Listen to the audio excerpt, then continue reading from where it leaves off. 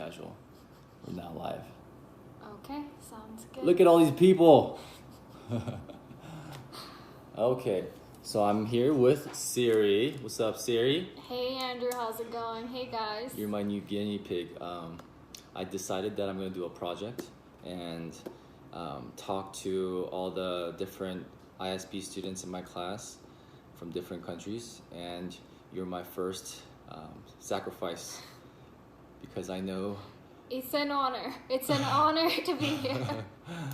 let's see if we can get anyone coming in here. The most I've ever had was about 15 people total, so we'll just get started. Oh wow, see, There you go. we got one person. We'll just get started. We're not gonna wait for anybody. They can watch it later. But just so everyone knows, Siri also has an Instagram. Siri is it underscore Yes. underscore Correct. the dentist. Yes. You gotta advertise it. You gotta advertise it. See, we got 3 people. You guys can follow me at Siri underscore the dentist.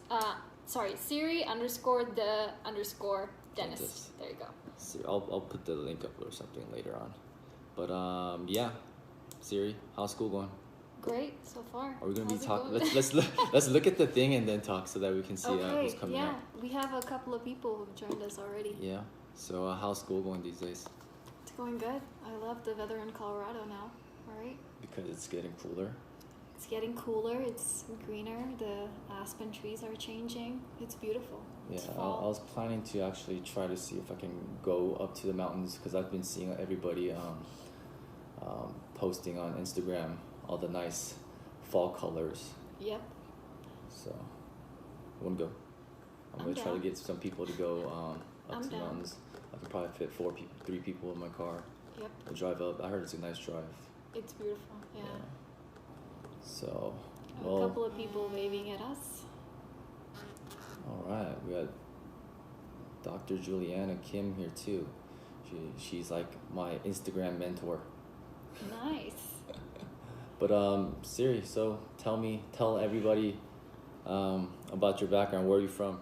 So I'm originally from India. I did my bachelor's in dentistry from India too, and I came here for my DDS to get licensed in the U.S. So that's how we're classmates, and that's how I met this guy. So we're classmates. We recently kind of got close because of ASDA, and before I never really talked to Siri because I thought she was just an innocent girl. That is so lame. No, I thought you were just innocent, no fun girl, but I've heard that she's kind of wild. So innocent, no fun. What? So then I heard that you're kind of wild, so I was like, oh, okay, all right. Awesome. We have someone from India as India, well. Hi, yeah. Dr. Ken San Mian. Yeah. Oh wow, dang. Did I say that right? I got 12 people. I got 12 people at Nice. once. There you go. That's incredible. This is why you have to have a pretty girl in the Instagram, and then Let's the people will just- start coming. Please. Are you guys studying? No, we're not studying. We're not studying. We should be studying, but we're not. Too soon to study. We're drinking tea, by the way. Yes, we're Indian drinking tea, chai. chai tea. Yes. There you Tell me a go. little bit about chai tea. What is chai tea? So chai actually means tea. So Oh yeah. chai okay. tea is a very white person So- thing to say. But Okay, I'm gonna so it's chai. We're forgive you drinking for chai. that. Yeah. Yes, I'm learning too. Someone from Nepal. Nepal. Yeah. So chai is basically tea with milk in it and a bunch of spices. Mm-hmm. It has ginger, cardamom, cloves. It just When do you drink chai tea usually? Is it every day? Every day, yeah. Every like day? in the evening when we're chilling. So in India, everybody drinks chai tea. Chai Yeah. every day. Oh, well, really? it's either Most people. chai or coffee. Yeah. Oh, I'm I see. a chai person. I like tea. Oh, I see. Is coffee big in India at all? Yep. Is it? Oh, it is? Yeah, So it's it like is. 50-50? Yeah, I would say 60-40. Oh. What, Just because chai I'm wins? biased towards Oh, chai. wow. Okay. So in India, what's the program like in India? Is it a 4-year program, 6-year program like other schools that I've been to? So in India, the program starts right after 12th grade. So you don't have to do a bachelor's to get into dental school, dental college in So right India. after high school. Yeah, right after high school. It's a 5-year program. which consists of 4 years of studying and clinic stuff and 1 year of what we call an internship. So we just go on rotations to different departments. We're basically working for the hospital for free for that 1 year to get clinical experience. But so you went right after high school to dentistry? Yes. So I did 5 years of dental school and then I came here. Oh, okay. Yep. So why do you have family members in dentistry? No, I'm the first one. Why did you decide to go into dentistry? What Because made you? I didn't want to be an engineer.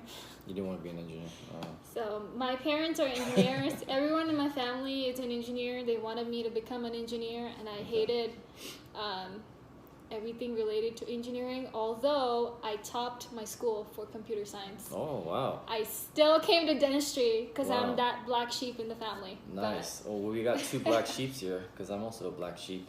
See, works out. Yeah. Oh, Dentistry is fun, right? Yeah. It's got a lot of creative stuff, a lot of hand skills, hands-on. It has So- science. After you got into dentistry, did you ever regret going into dentistry? Did you like it from the start? I didn't know what I was getting into exactly with dental school in India, which is the upside over here, because here, as soon as you join dental school from first year, you start practicing on teeth.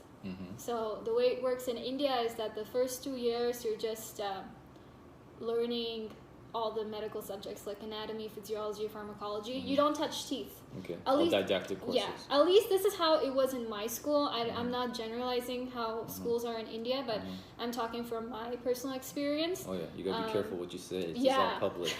I went to school in Bangalore, and this is how my school was. 2 years we just did basic sciences, no teeth, and third year is when we had preclinical and started seeing patients. So I didn't really have a clear orientation of what dentistry encompassed until my third year. So, yeah. So is dentistry a big industry in India? It's big, but also at the same time, it is getting pretty saturated in India because, really? there are a lot of dental schools, and everybody is kind of migrating into the cities and opening up offices there, so it's getting pretty saturated, which was one of the reasons I moved here. And I'm pretty sure a lot of people want to move too. So what are the other reasons that you moved to the U.S.? Why did you, other than the saturation? Other than the saturation, I felt like my education was not complete, and I didn't feel ready for practice. Because I graduated, I did 5 years of dental school, you guys, and I didn't feel ready to be out there in the world. And that's because I had done one root canal in my internship on a patient. So our curriculum in my dental school didn't involve much of pro stuff, so I didn't do any crown cutting on patients, and even the ones that we practiced were on anterior teeth. So a lot of lack of experience is what brought me here. I came here so I could have a more complete idea. How is the patient acceptance? Like, for example, because I've heard before too, because I took Duggan, and when I took Duggan, I talked to a lot of Indian dentists, and they were very new to cutting teeth, like for crowns. They were telling me some of them told me that they never cut a crown before. Yeah. So is it because in India people are less accepting of doing crowns, and like for example for me, I'm also not generalizing Philippines, but my school, like I've had a lot of more poor patients, and they don't want crowns, they don't want endo done, they want just extractions done. So is it kind of similar in India too? So it depends. I would say not really where I was, because I was in the city, but my school was located in a place where it was surrounded by mostly low-income people, but you also had pretty wealthy IT people come in, so they obviously wanted the crowns. It's just the way the curriculum was designed, I would say, because every time they thought of something, if we were like, okay, I want to learn how to prep a molar, they're like, oh, you're going to learn that when you're specializing. So they kind of held that to specializations rather than general dentistry.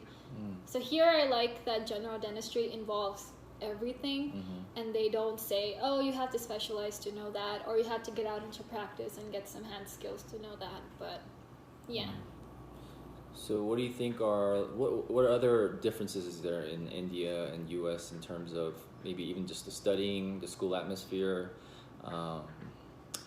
the the school itself? What are the most biggest differences that you see? There's a lot of differences. Well, firstly, in the curriculum, like I already mentioned. This is obviously more comprehensive in the sense that they touch base on everything. Like the other day, we learned how to place implants. That's really cool. Like, I can't imagine learning that in my dental school in India, or I don't know if they do it in other schools here in the US, but that was a really cool experience. And also with the professors and the method of teaching, I like how here everything is more hands-on. And the professors in India, not all of them, but most of them tend to be very authoritative. And they're like, well, you have to do this because this is what I told you, this is what is given in the textbook. But here, they're open to you challenging them. Yeah, and they honestly see you as, they try to see you as colleagues. I'm sure it's hard for them, but they try their best, and especially I think our school is very, very like culturally like that, and that's why I love Colorado and our school. That's so true. Yeah. Everyone should come to see you. Yeah. Because I've always told I've said this before. I've interviewed at a lot of different places. Have you interviewed at a lot of places? Where else have you been interviewed? No, I actually declined my California interviews because I like the school a lot. Okay. It was my first choice. Oh, yeah, me too. This was my first choice, and it's because the faculty was so great. Our director is really one of the best. I think she's just open-minded, and she always takes care of everybody. Yeah. So I saw that even from the interview. That's why I also agree. Really love this school. To be very honest, my first choice was UCLA, and I had all plans of staying back in UCLA, and I had an interview from there too. I came to Colorado as a practice interview, in all honesty, but when I came here, I was so blown away by the school and how accommodating they are of international students, and like he mentioned, how down to earth our program director is.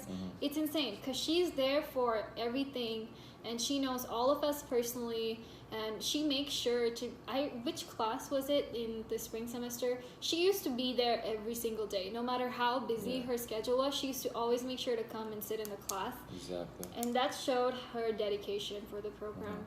And all the teachers here too, they call us doctor. They treat us like Dr. Carlson, the angel. Yeah. I call her the angel.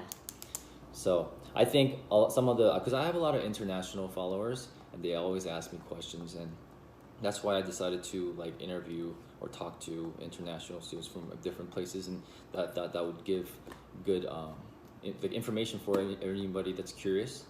And I was curious, what kind of steps did you take before applying to Colorado? From India, let's say you graduated India, and then you came to the U.S. What are some of the things that you did? So it was confusing at first because of the lack of resources that are out there. But I did ECE evaluation to get my international transcripts evaluated. I took the TOEFL for my English. And I took national boards, part 1, part 2. This school doesn't require part 2, but I would highly encourage you taking part 2 just so it's out of the way. And I went to UCLA. I did a couple of different things. I was involved with the Preceptorship in 2 different departments in perio, hospital dentistry. I did research with my program director in GPR and a program director in AGD. Wow. And I also studied sustainability. How old are you, 40? You got all that experience? I'm 42. So I'm also curious. So what are those preceptorships like? How do you apply to them? I've heard about preceptorships in UCLA beforehand, and I was kind of looking into it too. But I was never really sure. I remember the website wasn't kind of clear, and I just didn't understand what it was. I know that there's the AGD one. I've heard about that, where you actually see patients and stuff like that. Yeah. Do other preceptorships that you've done, do they see patients? So if I get to see a patient, is that what Yeah, you're asking? yeah. Well, it really depends on which department you're in. Because, I can speak in terms of the two departments I was in, which was GPR, or hospital dentistry, and periodontics. So GPR was all about how much I was willing to get involved. So the program director was not very. I think I see one of my juniors on there. Oh, really? Hi, Sahana. Yeah, I see her. Oh, wow. Nice. Okay, yeah. So GPR was mostly the program director would get involved if you showed interest. Otherwise, he would leave it up to you. So my fellow preceptors did preceptorship just for the heck of doing it. And they would just use that time to not come to school and study for boards. I would not recommend that, just because you're putting almost $5,000 a quarter into preceptorship. You want to try to get the most out of your experience. So GPR, I got involved. He let me do a research poster along with residency students, which was a very different experience. And he let me be an assistant for IV sedations, where I actually administered drugs, which was really cool. So, and then I moved on to perio. Perio, we assisted on a lot of surgeries, sinus lift procedures, grafts, implant placements. So it depends on your field of interest. Are you assisting or actually doing it? I'm assisting. I'm not allowed to do it. Okay. Yeah, preceptors are not allowed to do it, just because you're not licensed, so you're not legally allowed to do anything. But you are always. You can always. For people that don't know what preceptorship is, what exactly is a preceptorship? I'm also confused too. Preceptorship just stands for observation. So it's like an internship. How different is it from an internship? It's like observing. That's the most basic word that you can use to describe things. Because also for me, before I applied to CU, or in process of it, and while I'm applying, I did an internship at Loma Linda. Okay. At the pros department, but they called it an internship. They call it a preceptorship if you do it for like 6 months. But if you do like a 3 months or like shorter than 6 months, it's called internship. And what I did was I basically did all the residents do, like, not hands-on. I assisted on the patients, but like all the classes that they take, I follow along with them, do whatever. And also, of course, internships and preceptorship are all paid. Like, you pay the same tuition that the residents pay, which it's expensive. But I feel that for applicants that are looking into applying, it's, unless you can find something better, I don't know, that it's pretty valuable, I think, if you have the money to spare. Do you feel the same way? Yeah, I agree. I feel like when I first came here, I still didn't have enough knowledge, or I hadn't built up my resume enough to be confident enough to apply for schools.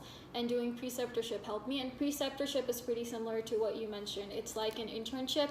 So you're basically observing, and depending on how much your program director wants to let you get involved, he can let you do the assisting and research and more if need be. And we did take classes with the residents too, so we had to follow along with their classes. So what was the time? So you came from India. When did you come from India? I finished my internship, so that's my last year of dental school, November 2015, and I started my preceptorship at UCLA 4 months after, so March 2016, and then I did preceptorship for 9 months, and then I got involved with research, and then I did my sustainability major. So who did you get your recommendations from? I think that's one of the most important things about internships and preceptorships, is it opens you up to new recommendation letters, and a lot of schools definitely love US written recommendation letters compared to foreign written recommendation letters. So you got in first cycle, right? Yep, my first cycle, first lucky. Interview. Or skilled. Not lucky. This was my first interview. But it was your first interview and you got in the first time? Yep, first interview, first cycle. Man. Done, out of the way. Damn. But you don't appreciate this school as much as I do. You don't appreciate it. So letters of recommendation. I did get one letter of recommendation from India because I had done a research paper presentation under one of my faculty members. And I had got an award for it from during a conference in India. So I got a letter of recommendation from that faculty who was my mentor, and I got 2 letters of recommendation here during my preceptorship. Did you take licensure exams from your countries? I did, yeah. I did not, because I had no plans to. In the Philippines, like you have to be Filipino to take the licensure exam. I'm not Filipino. Oh, I didn't know and that. I believe I've heard that though, that if you're a US citizen, which I am, you're allowed to, but I didn't because I had no plans of staying there. I just got out there as soon as possible to apply here, and I didn't want to waste any time. So I did not take it. This is strong. I kind of feel like really? I feel caffeinated. Like all of a sudden, I felt this like jitteriness. I thought you asked. No, this is medium. I don't know if it's this or I'm just getting high off this Instagram, but it's weird. I'm just gonna switch my espresso. Is that you're mixing tea with espresso? That's why.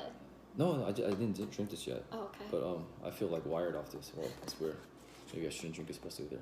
But anyway, so okay. So what else is there to talk about? I think I'm just trying to talk about stuff that. How much do you pay for the preceptorship? Ooh. So for preceptorship, it varies from department to department as to how much we pay, but an average would be around $5,000 a quarter. So that's $5,000 for 3 months, and yeah. And usually there's some places that ask you to do 1 quarter, and some of them ask you to do 3. So that's how much you need to have in mind. I think I did like 3 months. I honestly don't know. I forgot how much it was. It's around there though. Yeah. It's pretty damn expensive.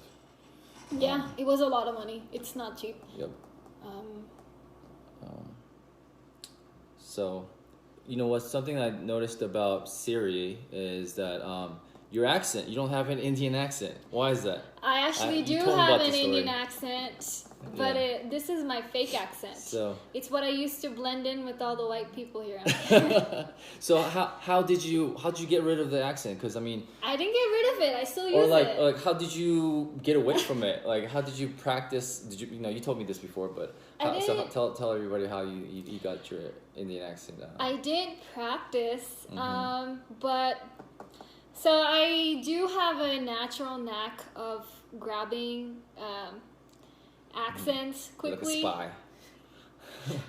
But what really helped was when I came here, the first place I visited in the U.S. was Texas. And no offense to anybody from Texas. It's okay, all Americans know that. Everyone used to talk really loud and slow to me because of my Indian accent, and I did not like that. Where are you from? Yeah. So when I moved here for my you should talk in an Indian accent for a little bit. Oh my god. Okay, I'm gonna switch to my Indian accent. That's I'm crazy. gonna say tell this whole story in my Indian accent starting now. So when I moved here to when I moved to California, what I did was I lived in a student dorm, and I had I had a roommate, and she was white. So there were some words that I used to say differently. Like in India we say conservative, but here we say conservative. So she used to help correct me on certain words, and because she was white, I used to tell her that I used to be treated differently because of my accent. And thank you, I'm glad you like my Indian accent. I was telling her that we were treated different. I was treated differently because of my Indian accent, and she didn't believe me. So we did a social experiment when me and 2 of my white friends, we went to Disneyland to get my season pass. And I told them, like, if I use my Indian accent, people are going to treat me differently. So they didn't believe me. So we walk up to the register in Disneyland, and I speak to her in my Indian accent. And up until then, everyone is talking to me normally because of my fake-ass white person accent. And the minute I start talking in my Indian accent, she goes, oh, okay. She starts talking loud and slow. And then she was like, do you know where you live? I'm like, I do know where I live. And she was like, yeah, okay, can you tell me your address? Do you have it written down? I'm like, I know my address. Like, I know I'm a foreigner, but I'm not that stupid. Did you switch it to the No, I didn't do American that. accent? All of a sudden, But I wanted to prove a point. So there's a reason I talk like this. When I go to India, I have my Indian accent on. When I talk to my family, when I talk to my Indian friends, I talk with my Indian accent. But the white person accent is just to blend in. So does it help at all? Do you think it helps? It does. Yeah, it makes a big difference, especially when talking to patients. I feel like having an American accent, as bad as that sounds, helps patients feel more comfortable with you, if that makes sense, because they feel like you're one of them. It's like, I always see it as this way. Like if, for example, if you're in India, like for example, let's say, okay, you're in India and like a Chinese person came to study there and they're talking to somebody, a patient, and they have a Chinese accent.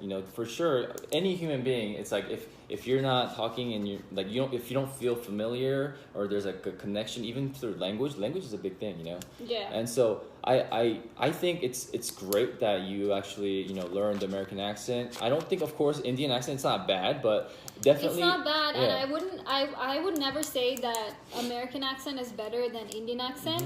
I'm just saying that because it helps me blend. For example, if I was from the US and I had this accent, and if I were to go to India, I would prefer to have an Indian accent. So like my grandfather, he always said, when you're in Rome, be a Roman. So wherever you are, try to blend in is my best advice. I think that's an important part of, I always talk about business and all that, but I think it's really important to, you have to blend in. You have to, because although America is a land of immigrants or whatever, it's everybody has the psychology works that way. If you are if you act or the same way that I am, then I feel more closer to you, and there's trust level also goes up and down. Yeah. So I thought that was like something that I really applaud you on, because you actually tried. You're trying. It takes effort. Well, thank you. Thanks, yeah, really. I really think that's important.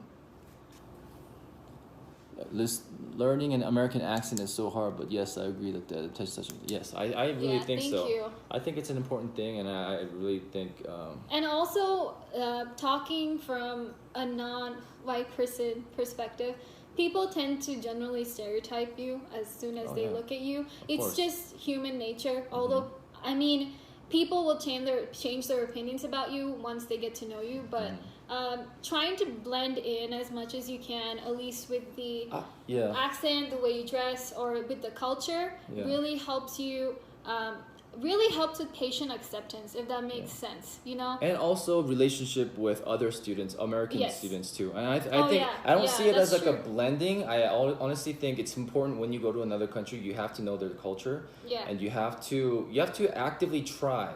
Because that's so important. Like, any country, if an American person goes to Korea, like if they don't learn the culture in Korea and they try to act the way Americans do, and in Korea, they'll be seen as rude, and they will not treat you well.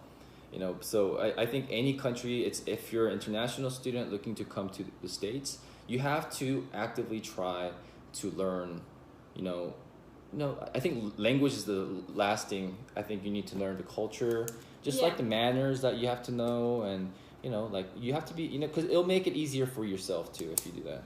And I feel like when schools also look for applicants, they're looking for people who will be well integrated into the American school culture and system here, and not people who would stand out strongly. If that makes sense. So what was the hardest cultural adjustment that you had to make? Cultural adjustment? Other than, you actively learned how to speak the American accent, or... I feel like Indians in general were always similar with the American culture, just because of... I feel like this is all around the world. Everyone outside of America has exposure to Western media, so you've always been kind of familiar with the culture here, I would say. Okay. Right? So what do you think... go ahead. What's the hardest thing you think, not just you personally, what's the hardest thing that Indians international students have adjusting to the culture in the U.S. or what do you think is the most difficult part of adjusting to American culture? Adjusting to American culture. Because I feel like you are actually one of the few that are adjusting very well and you can get along with everybody. Some people have a hard time, honestly speaking. My recommendation to anyone here would be, if you're in a professional environment where you're surrounded by people, I would suggest that you try to stick to the most common language spoken, because I've seen this happen around me. I'm sure Andrew has as well, where and it's understandable that you would switch to your native tongue if there's someone next to you who speaks your native tongue, but it would be considered more professional if you speak in a common language, especially, so I've seen this happen around a patient. So if the patient is sitting in the chair and you're doing something and you have an assistant and the assistant speaks the same language as you, it's still better to talk to your assistant in English, although you're not then switching to your native tongue, because most of the time I've seen people switch to their native tongue and they won't be talking anything, but that kind of worries the patient because they feel like they're having a conversation that they don't want the patient to understand. That might freak them out. So although you're not doing anything wrong, that might be a cultural difference here. Someone's asking, is it compulsory for you to do a preceptorship or internship? No, it's not. You can do, this is just the path that we chose. I chose preceptorship. It just strengthens your resume. Do what if you have time. If you can't get in the first time, then you have to do something to get better recommendation letters. You have to do something to put on your resume because they want you to stay active. You can't just come here and apply and not do anything to develop yourself. They look for growth. They want to see you doing something, putting yourself out there, doing prep courses, increase, everything like that. And someone asked me previously about, did you take bench exam prep course? Yes, I did, and I think you also took Duggan? Yeah, both of us took Duggan's. Yeah, because we're from California. We were both stayed in California, so... It was the closest thing to me, so that's what I took. It's expensive, but it was worth it, I'd say, in the sense it was very intense. But I think it How many weeks was it again? It was a 2-week course, right? I forgot how long I think it was like 15 days almost, and every single day. It was like a lot of work. It preps you with a lot of intensity to the point where the bench test here felt like a breeze to me, in all honesty, because there was a lot of pressure over there. Joyce the dentist said preceptorship will make you better candidate for. So she's a clinical instructor at USC, and she also does interviews there too. So she definitely knows what she's talking about. Perfect. What about working as a dental assistant and volunteering in mobile dental vans? Those are all good. I also did that when I was actually an undergrad, so I put that on my resume too. They like anything active, anything dental related that you're doing. If you're viewing, shadowing, for me, I shadowed oral surgeon, prosthodontists. I did the prosthodontic internships. If you're putting yourself out there and watching and assisting, anything dentistry, they all love it. Yeah, as long as you're involved. That's true. Did you apply after giving MBD Part 2? Did you do it? Yes. I wanted, so for me, it was a really big financial investment coming to the U.S. Another reason why I chose preceptorship, because it was the cheapest option I had at the time compared to masters and all the other options that I had. So because applications are so expensive and it was such a big financial investment, for me, I wanted to make sure that I was fully prepared before I applied during my first cycle, which included giving all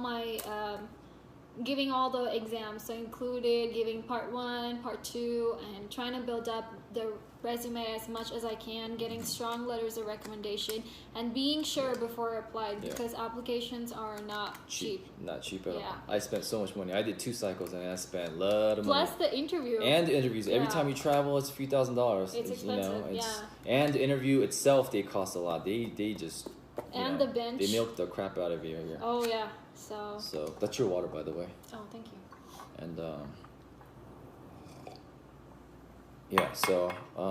make sure... He's got a cool mug that says Colorado. make sure you know. Jatinder is on there. Hi, oh, what up, Jatinder? Jatinder? I saw Swarta earlier too. Did you study for tomorrow's quiz? What quiz? There's a quiz tomorrow? You're not in our team. Oh, okay. He told us to study. I don't know what are you doing online? Go study. Bye, Dr. Joyce. I'm a big fan of Dr. Joyce. Nice. Yeah. Everyone Okay. go follow. I need Joyce to follow the dentist. Dr. Oh, yeah. Joyce the dentist. Yeah. I'm gonna be following you today. She's really funny. So yeah, Jetinder, my biggest fan. You're my number one fan, I know. So talk about visa. I have no clue about visa and stuff like that. So how did it work? Can you give some information on how? Yeah, I'm sure some of them have questions. So I'm here on student visa. So student visa is F1. So a big advice I would give for anyone who's looking into preceptorships or any other options if they're coming here for visa purposes is to try to stick to F1 and not J1, because what happens with J1 is if you come here on J1 visa, you have a lot more opportunities, but it basically requires you to go back to your home country for 2 years. And if you do your DDS here, there's a pharmacology question. We'll get to you in just a minute. Ignore the questions for until we'll answer it when it's appropriate. So if you do your DDS here, imagine having to go back to your home country for 2 years because you're going to have a lot of student debt to pay off, almost $250,000 at the least, if you go to the cheapest schools. CU is one of the cheapest schools, I'd say, and it's still $250,000. And it's one of the shortest schools. Yeah, so I came here through F1, which is what I would recommend. Don't go through J1, and usually with F1 you get 1 year OPT, where it's basically you still be on student visa, but you can look for jobs that can sponsor you. And if you can find a job or a company that's willing to sponsor you, then you get your H-1B sponsorship, and the process goes on.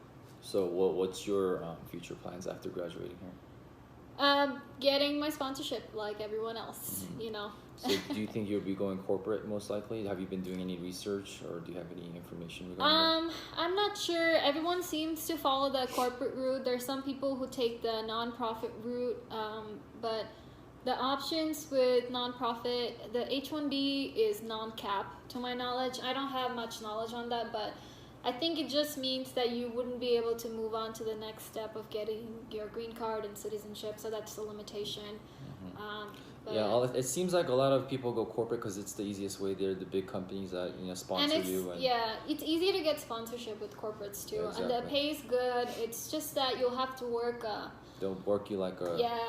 they're gonna work you. So there are a lot of different corporates that offer a lot of different packages as well. So you need to be really careful when you're signing the contract. Make sure to have a good lawyer to review your contract before you sign it, so you know what you're getting yourself into, because since you're on visa and you're not a citizen, if you hate your job, you can't quit it because you've signed a contract. Yeah. So. And I think it's so important to get yourself out there when you're in dental school here to network, not just with not just the thing is, you really have, when you network, you can't just network for a purpose. You have to network because truly you want to you got to build that relationship with even speakers. If one of the biggest tips I heard is when we have a lot of speakers come in from different places,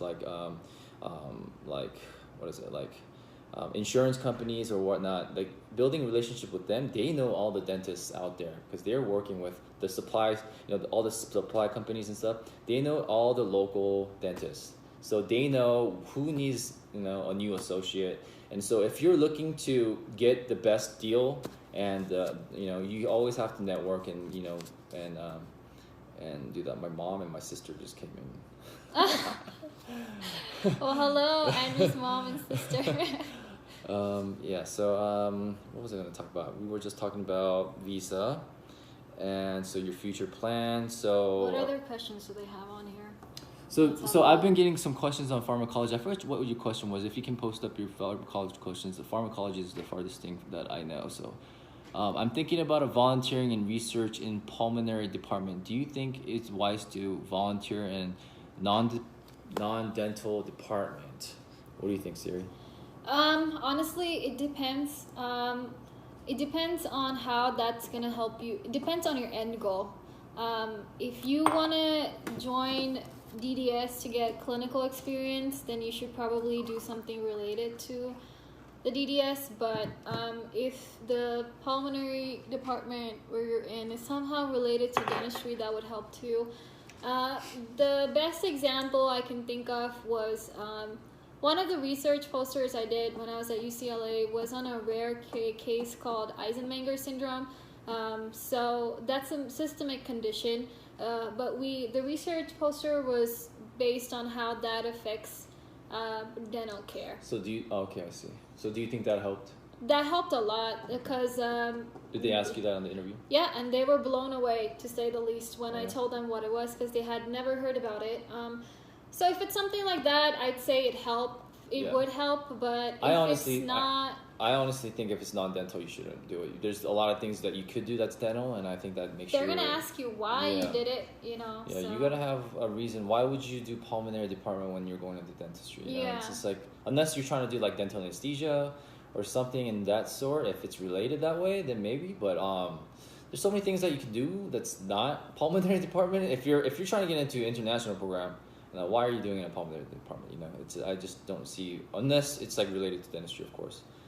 If it, like, he mentioned it was non-dental, so yeah, I wouldn't do that.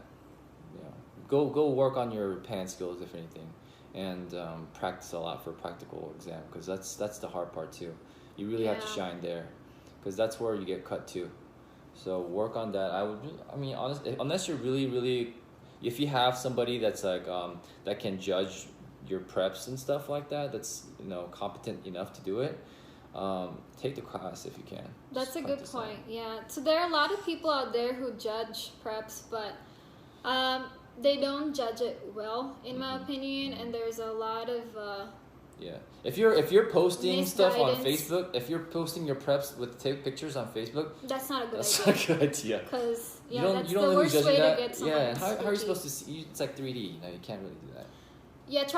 My suggestion is, if you're not in the US, if you're in India and or anywhere in any other country, try to get your preps evaluated by a faculty member, your previous faculty member, because they would be the best person to approach. And if you're here, then I would suggest you getting it evaluated by a dentist you're shadowing or assisting, or any faculty, not just some random person on Facebook, because you don't know if that advice is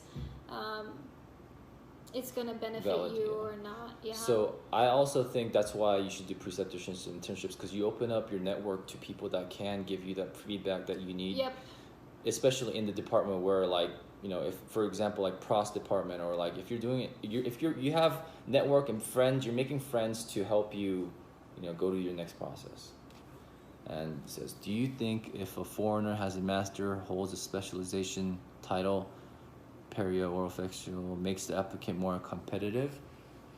I'll answer first. In my opinion, it depends. Like, I think these days, from what I've heard and what I've seen, dental schools like younger applicants or people that are not so rigid in their mindset, because they're more open to learning, and because they want students that are open-minded, that can listen to maybe the new type of learning, new topics. You just have to be able to adapt well. And if you are not all specialists are like hard-headed, but if you think you know a lot, and you're not humble, you don't have humility, then you're not going to be able to really absorb things very well. So if you have to show that in the interview.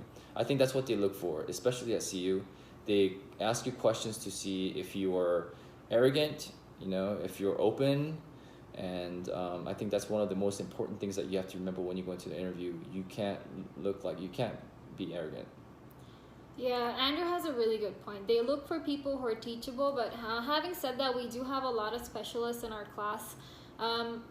The oldest person in our class is 47, and he has a lot of clinical experience, but at the same time, he is humble, down to earth, teachable, where he he is the first student. He sits in the front row, and he's always curious. He's always asking questions. He's not arrogant. He's not forcing his opinion onto the professor, which they like. They like you if you challenge them with questions, but they don't like you if you assert your opinion onto them. As long as you're teachable, whether you have specialization degree or multiple years of experience. Yeah. Shout out to Tao. I know you're talking about Tao there. Tao from China. Oh yeah, Tao's really smart, very talented. Were you talking about Tao? I was talking about Casey. Oh, we're talking about Casey. Okay. All right then. Well, Tao too. Tao too. Okay.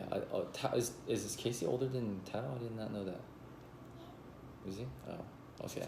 Damn, he's 47. I didn't know that either. Okay.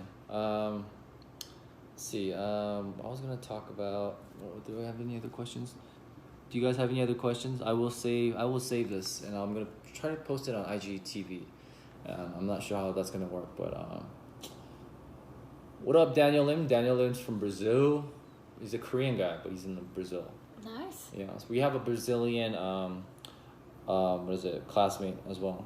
We have Brazilian, Colombia. Where else? India, China, Iran, Ghana, Egypt, Ghana. I don't want to forget anyone. Do we have any Russians in our class? No Russians. We Egypt, have Iraq, Russian upperclassmen. Jordan, Iran. Yeah. Okay. And the last thing we'll talk about, unless there's questions, is how was your adjustment here, and how was your first 6 months? Because I almost died the first 6 months here. I died too. It was to be very honest. I can't speak for other schools, but I know other schools also have something called as a boot camp. I know UCLA has my friend who goes there did the 3-month boot camp before she got integrated into the DDS program. Here we have the spring semester. We're taking 26.5 credits in the first semester, which is basically 3.5 months. It is a lot of credits to take, and we were all pretty burnt out, I can say. It was really hard, so in that situation, stress management is really important. Otherwise, you're gonna go crazy. So how do you manage your stress? What do you do? I paint and I cook. Those are my 2 ways of managing my stress. What about you, Andrew? I work out, and I can see that. I work out, and I'm trying to flex here. His bicep is probably the size of my face. No, Did you compare it? You have a small face, so yeah, I guess so. I work out. I just stay active. Oh, that's what I was going to talk about. ASDA. I can't forget about ASDA, because for me, I honestly, ASDA kind of changed my dental school life. I really enjoy it, because maybe more because I'm also I always missed the thing I always missed when I was in the Philippines is just American student life. And so especially if you're younger, like Siri and I, maybe not me, but if you're young like Siri and you want to, because everyone in dental school are younger, probably, most likely, most of them are. And if you want to really learn the culture fast and get to know people, because networking, like anywhere in the world, networking, I always talk about network, but networking is so important, and knowing people and having that experience it just changes you. It will change you, and ASDA really opens up that door. And we're both in ASDA, and Siri is, why don't you tell them what you do? ASDA, so I'm actually I run the school's Colorado ASDA blog. It's called Colorado Quickset. If any of you are interested to write articles for that, you can always shoot him or me a text on Instagram, and we can try to get it published. That might help your resume maybe. I was also involved with ASDA before I joined the school as a pre-dental student, which I would encourage. It really helped me network with dentists. I was able to talk to an ISP student at the school when I was back in India, and he was my mentor. So it's beneficial in a lot of ways, just because it helps you network, get involved, get in touch with more people who are in the same boat as you. So, and you find yourself mentors, so you don't feel lonely. And in dental school, like he said, it really helped us make friends, because it's hard getting adjusted to everything here, so it really helped. Should I apply for preceptorship in Boston University? I did not do my preceptorship in Boston University. I can't talk much about that. I did mine at UCLA. He did his internship at Loma Linda. But if you feel like Boston University has the right, it's going to give you the right amount of exposure, I would recommend it, because at the end of the day, any experience is better than no experience. I mean, if you're living near Boston University. If that's where you live, why not? I mean, anything, if you're applying, if your goal is to get into a dental program, just do anything dental. So I think that's it. That's all I came up with. Damn, we talked a lot for a long time. How long did we talk? Like an hour? I actually don't know. I didn't even lost track. So okay. So any other questions? No other questions here? All right, that was good. Good job, Thank you for having me, Andrew. Yeah, thank you for coming. Thank you for that turned out pretty good, actually. Yeah, it worked out well. That was a lot better than expected. It went very well. Okay. All right. Also, you guys should follow me on Instagram. Yes. It's drop it at Siri. Yeah.